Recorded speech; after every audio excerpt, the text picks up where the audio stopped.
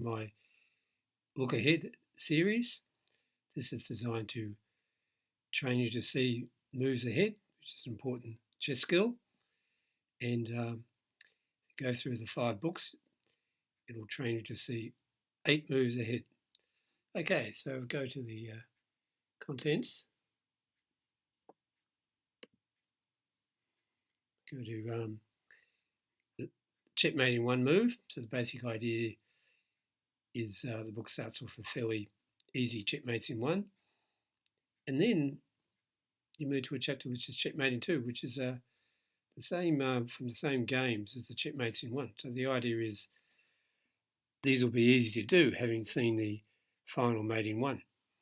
Then it progresses to mates in 3, which build on the mates in 2 and 1.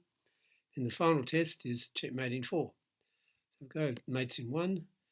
We click on solve, for example.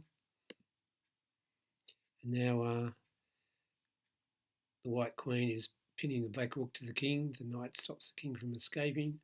So white can checkmate by swinging the rook to the rook file. So I go back.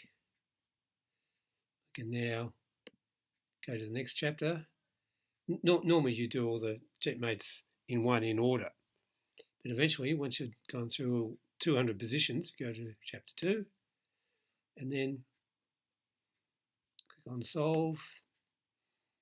And maybe after doing 200 positions, you might have a memory of what happened with the mates in 1. So we can see that without this black rook here, I can check on the H file. So we want to force the rook to block. Now we've got the checkmate as before. So I'll go back and give you a sample of the next chapter. Go back to the contents, mates in 3. So we look at the first position. You can see there's now a mate in 3. So first move is to sacrifice the rook. If the king had taken, you'd have a mate with the rook.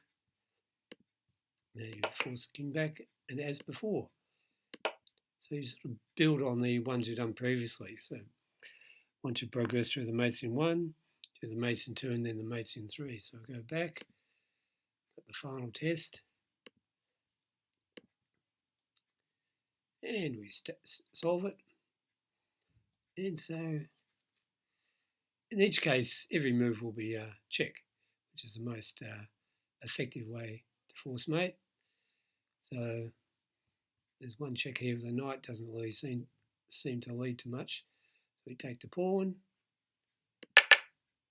and then we do the sacrifice as before,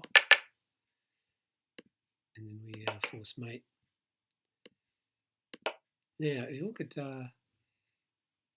because black had an alternative, we had a alternative line.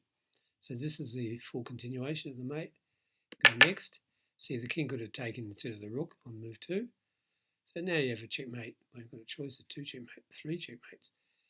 Mate with the rook, and it's mate. Okay.